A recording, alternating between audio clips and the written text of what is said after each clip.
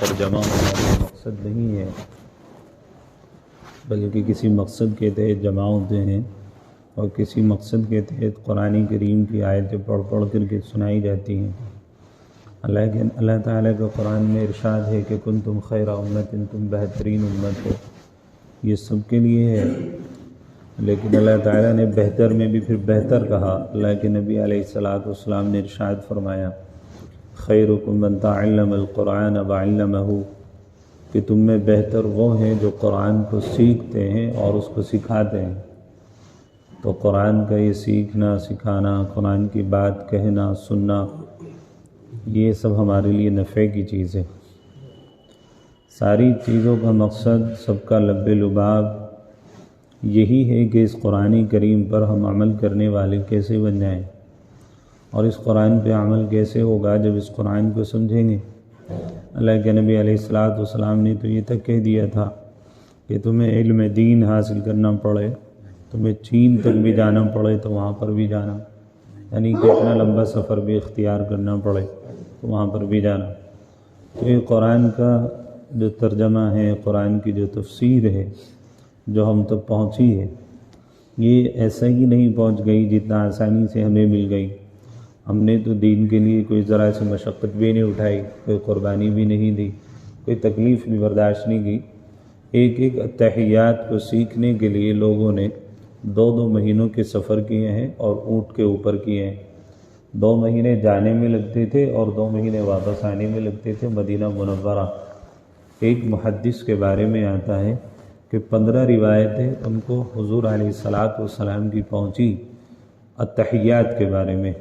ان 15 روایتوں میں سے یہ معلوم کرنے کے لیے مدینہ منورہ میں کون سی روایت پر عمل کیا جاتا ہے، اپنے ملک سے چلے۔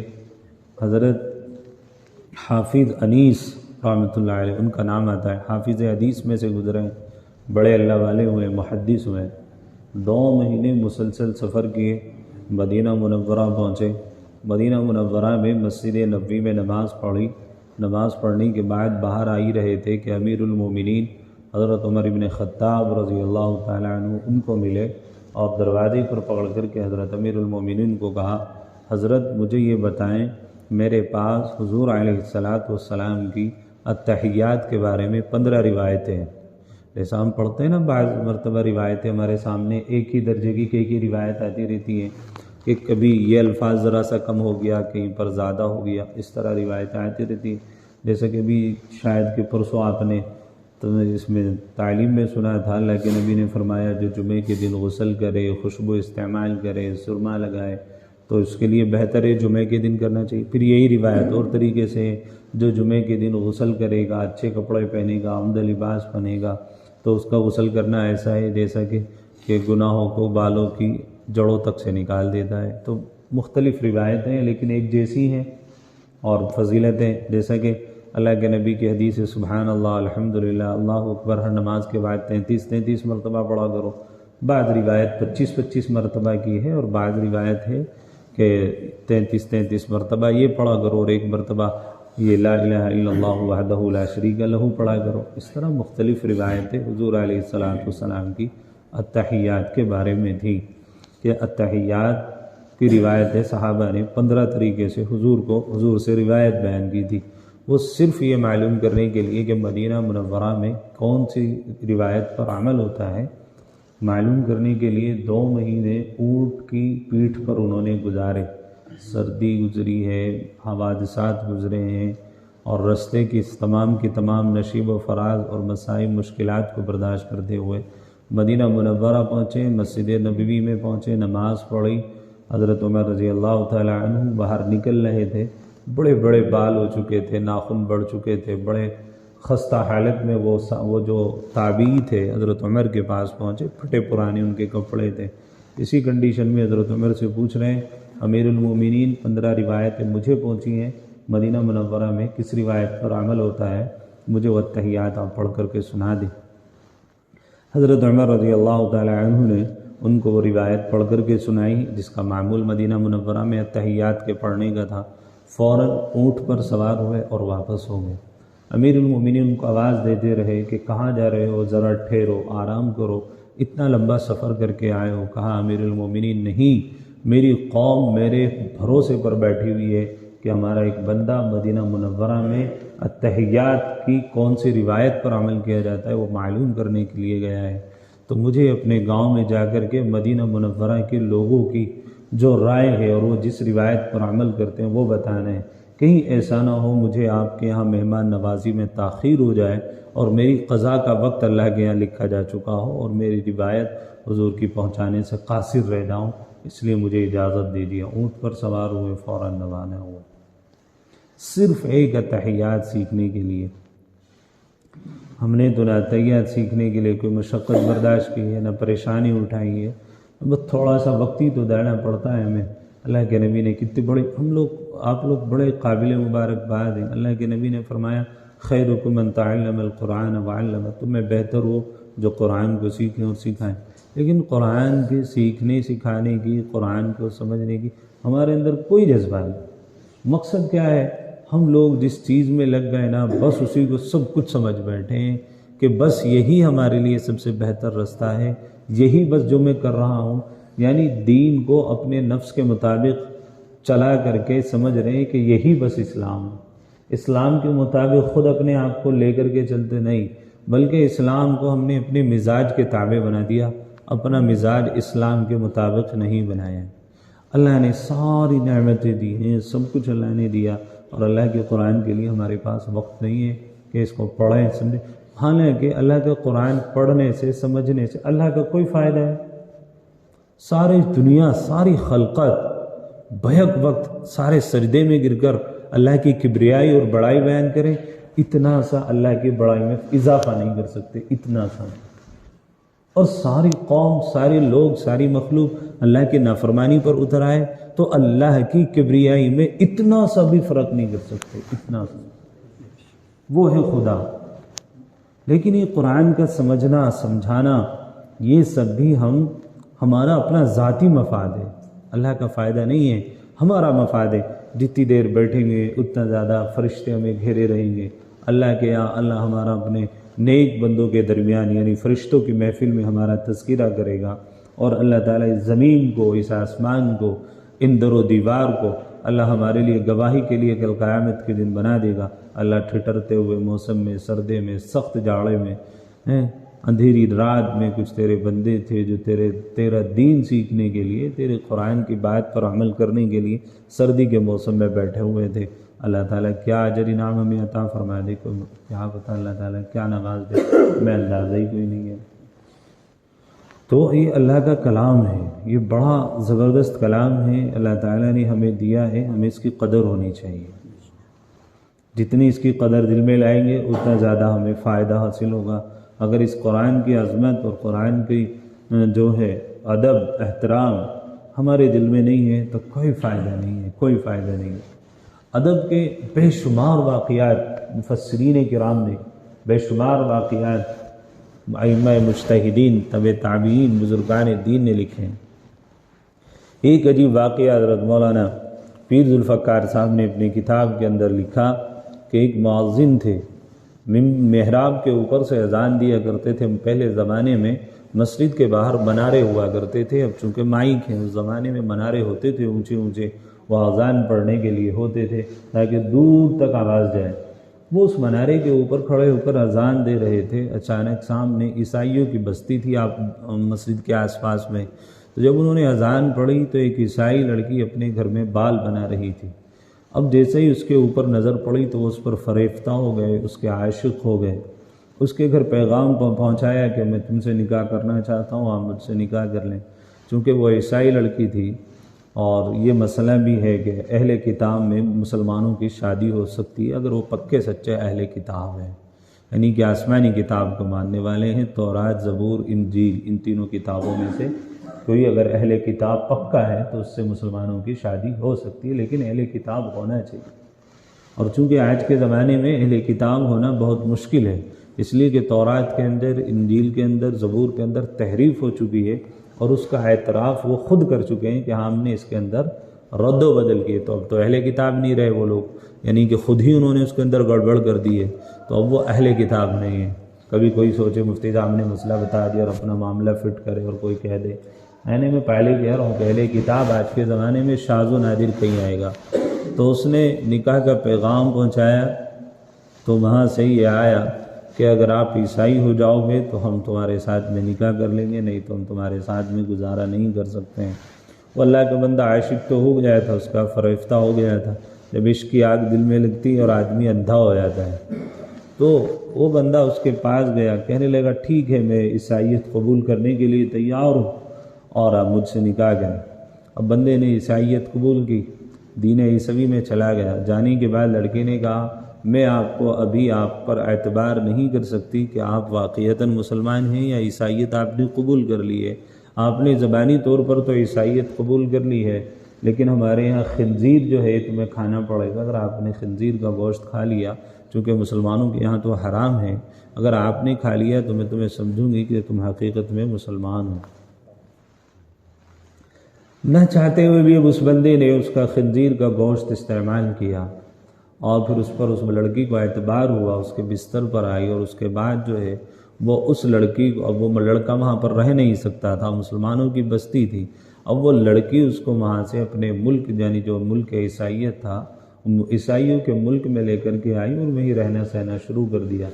اب دین عیسوی قبول کر لیا تھا تو عیسائیوں نے بہت زیادہ سپورٹ کیا. ایک جگہ اس بندے کی جاب لگ گئی، روزانہ اپنی جاب پر آتا جاتا. لیکن جب وہ گھر سے گیا، اپنے ملک سے رخصت ہوا، تو اپنے ساتھ میں ایک کتاب تھی، اس کو لپیٹ کر کے لے گیا، اور گھر میں اس نے ایک لائبریری بنائی ہوئی تھی. کتابوں کے لائبریری بولتے ہیں کتابوں کے رکھنے کی جگہ، بہت ساری کتابیں ہوں اس کو لائبریری بولتے ہیں. تو وہ اس میں اس نے وہ کتاب بھی رکھی ہوئی تھی. بہت زمانہ گزر گیا، روزانہ آتا جاتا تو اس کتاب پر روزانہ وہ بندہ نظر مارتا تھا، یعنی اپنی لائبریری کو ضرور دیکھتا تھا. ایک دن اپنے گھر اچانک آیا، تو اچانک جیسے ہی اپنی لائبریری اس نے کھولی، دیکھا کہ یہاں اس نے اپنی بیوی سے پوچھا کہ یہاں ایک فلاں کتاب رکھی ہوئی تھی، آپ نے کیا کیا؟ کہنے لگے میں نے تو اس کو ڈسٹ بین میں ڈال دیا. بہت بوسی دسی تھی، دیمک اس پر لگا ہوا تھا. میں نے سوچا یہ دیگر کتابوں کو بھی خراب کر دے گی، یہ کتاب اس میں دیمک لگ گئے ہیں تو دوسری کتابوں میں بھی دیمک لگ جائے گا، اس لیے میں نے تو اس کو ڈسٹ بین میں ڈال دیا. وہ بندہ دوڑا فوراً جا کر کے ڈسٹ بین کا ڈبہ چیک کیا تو وہاں پر کتاب نہیں تھی. صبح کو کوڑا لے جانے والے کوڑا لے جا چکے تھے. اس نے بھنگیوں سے معلوم کیا کہ تم جو ڈبہ ہمارے گھر سے روزانہ اٹھاتے ہو کوڑے کا، اور وہ کوڑا جو تم اپنی، یہ کہہ لیجیے آج کے زمانے میں سمجھنے کے لیے، اپنی بگی میں جو بھر کے تم لے گئے تھے، وہ تم کہاں ڈال کے آتے ہو؟ تو انہوں نے بتایا کہ باہر دور شہر میں ہم یہ سارا کچرا شہر کا اٹھا کر کے وہاں دور باہر شہر کے باہر ڈال کر کے آتے ہیں. اس بندے سے رہا نہ گیا، فوراً گیا شہر کے باہر، اور وہ جو کچرا جہاں پر پڑا ہوا تھا اپنے ہاتھوں سے اسی کچرے کے اندر گھسا پیروں سے کے ذریعے سے، اور اپنے ہاتھوں سے کچرے کو ادھر ادھر کر کے گھنٹوں تلاش کرتا رہا. تو وہ بوسیدہ سے قرآن کریم کے اوراق اس کو نظر آئے. قرآن کریم کے ایک ایک ورق کو اس نے اٹھایا، چوما، توبہ کی، اللہ کے سامنے رویا کہ ربا میں تیری کتاب کی حفاظت نہ کر سکا، مجھ سے تیری کتاب کی حفاظت نہ ہو سکی، مولا میں تجھ سے معافی مانگتا ہوں، تو مجھے معاف کر دے. بس بندے کا قرآن کریم کو اٹھا کر کے سینے سے لگانا تھا، اللہ نے ہدایت کا ذریعہ بنا دیا.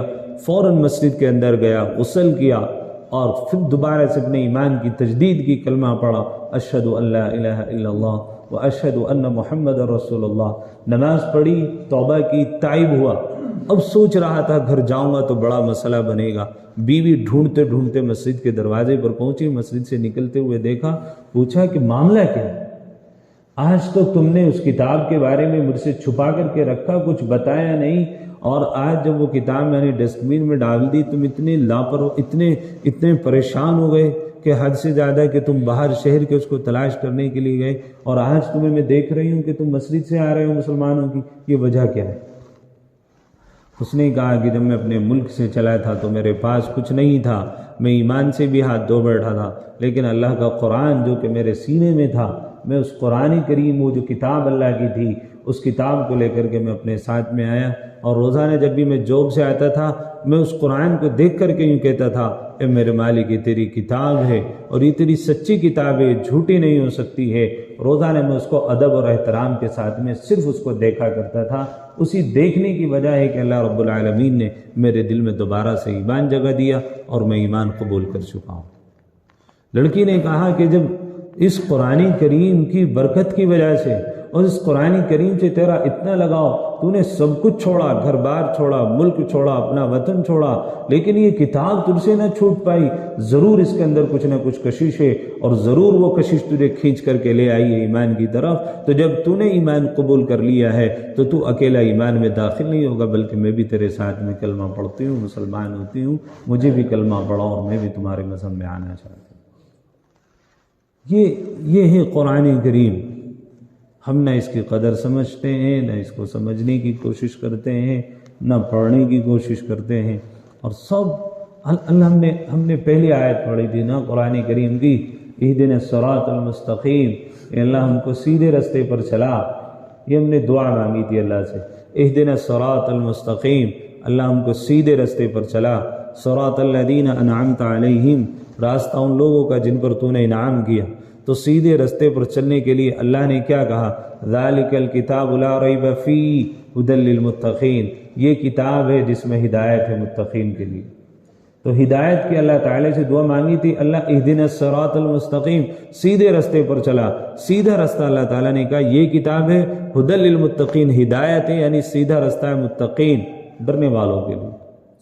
اب اس قرآن کو کوئی پڑھے ہی نہ، کوئی کھولے ہی نہ، کوئی سمجھے نہ، تو پھر رستہ ملے گا اس کو؟ پھر تو بھٹکے گا، بھٹک رہے ہیں مسلمان۔ تو یہ قرآن کریم اگر ہم اس میں آتے ہیں، بیٹھتے ہیں، ہمارے لیے باعث برکت بھی ہے، رحمت بھی ہے۔ آپ لوگ قابل مبارکباد بھی ہیں کہ جو لوگ مستقل طور پر اپنا وقت نکال کر کے آتے ہیں۔ حدیث میں ہے جو بندہ ایک آیت صبح یا شام جا کر مسجد میں پڑھ لے اور سمجھ لے، اللہ تعالیٰ 100 رکعت نماز نفل پڑھنے کا ثواب عطا فرماتے ہیں۔ دل پر ہاتھ رکھ کے بتاؤ ایمانداری سے، 5 وقتہ نمازوں میں جتنی نوافل ہیں، کیا ہم میں ہوگا؟ شاید کوئی، میں یہ نہیں کہتا کہ ہمارے میں سے کوئی نہ ہو، میں تو نہیں ہوں، میں اپنی بتاؤں کہ 5 وقتہ نمازوں میں جو نفلیں ہوتی ہیں، جیسا کہ 2 رکعت نماز سنت پڑھنے کے بعد ابھی عشاء میں 2 رکعت نفل، پھر 3 وتر، پھر 2 نفل، یہ پڑھنے کا بھی ہمارا معمول نہیں ہے۔ تو ہے کیا؟ بہت کم کا ہے، شاید کہ پڑھتے ہو بہت سارے اللہ کے، میں کہہ رہا ہوں خود اپنی ذات کو کہتے ہوئے، میں نہیں پڑھتا، لیکن اللہ کے نبی نے فرمایا جو قرآن کی ایک آیت کو پڑھ لے صبح یا شام جا کر سمجھ کر، کتنی رکعت؟ 100 رکعت نماز نفل پڑھنے سے زیادہ افضل ہے۔ اس لیے لکھا بعض علماء نے، اور کہتے ہیں بعض علماء کہ عالموں کا سونا بھی عبادت ہے، اس لیے کہ اگر وہ دل میں یہ سوچ کر کہ ہاں اللہ نے فلاں مسئلہ قرآن میں بیان کیا اور یہ آیت کا ترجمہ یہ ہے۔ بعض لوگ بہت زیادہ علماء پر طنز کرتے ہیں، تنقید کرتے ہیں، حالانکہ جو اللہ نے سینے میں ان کے قرآن دیا ہے نا، بعض لوگ کہتے ہیں نا کہ پکڑ اللہ تعالیٰ کرے گا علماء کی۔